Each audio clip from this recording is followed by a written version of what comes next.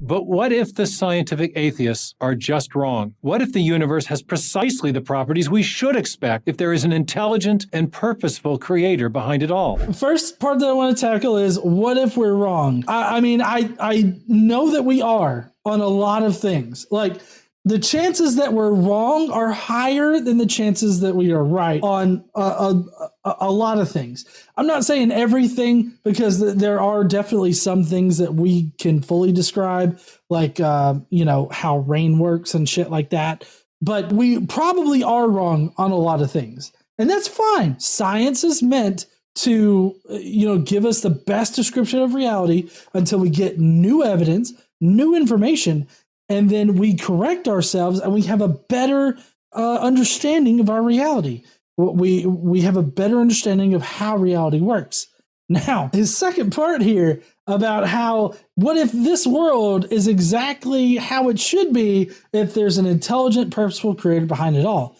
Well, if you could just make up whatever property you want to, if you could just make up whatever in the fuck you think your God would make this world in, just right on the spot, ad hoc, no support whatsoever, then yeah, any description that you come up with is going to match what your creator wants, because you're just making shit up. And that's what I feel like Stephen Meyer's doing here, is he's talking about how, hey, if we just make up our own requirements and say, boom, God would want those requirements, then we've proven God.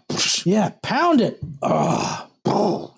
Thank you, hon. In my book, Return of the God Hypothesis, I argue that the universe has precisely such properties, and that raises a hopeful possibility that we are not the product of blind, pitiless indifference, but instead that we were made on purpose, that we were intended. Really? I feel like this doesn't play out very well for you in various ways. Like, how about children with bone cancer? What about children that are born addicted to meth? If we're born and created as intended by God, God has a sixth sense of humor on occasion, doesn't he? What about all the animals born in the wildlife that are like fucked up with various genetic diseases that causes horrific and detrimental effects? Well, what about all of these natural evils that exist out there? Of course, I don't know if Stephen Meyer leans this direction, but I've heard apologists say, well, that's just because man sinned.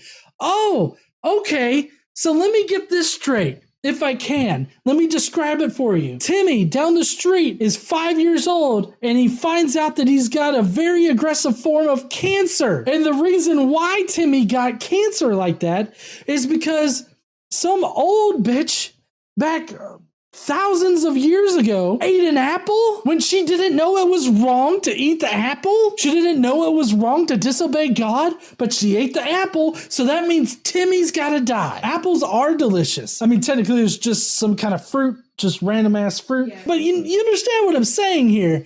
That just doesn't connect at all. Some woman ate a fruit and therefore Timmy gets cancer? Like, I don't understand that. Now, I don't know if that's how Stephen Meyer argues it. That's how some apologists argue it.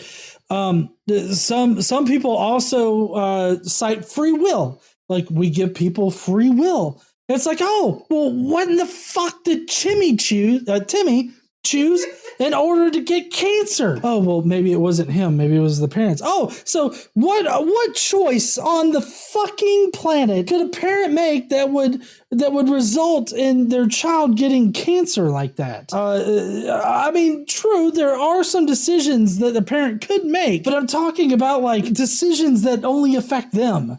Because that's what we're talking about here. I mean, it's just like, it just resolves into a very uncomfortable situation when you're talking about how we are intended by God. Like, this world is created for us by God, and we were created for a purpose, which is essentially just sucking that God dick.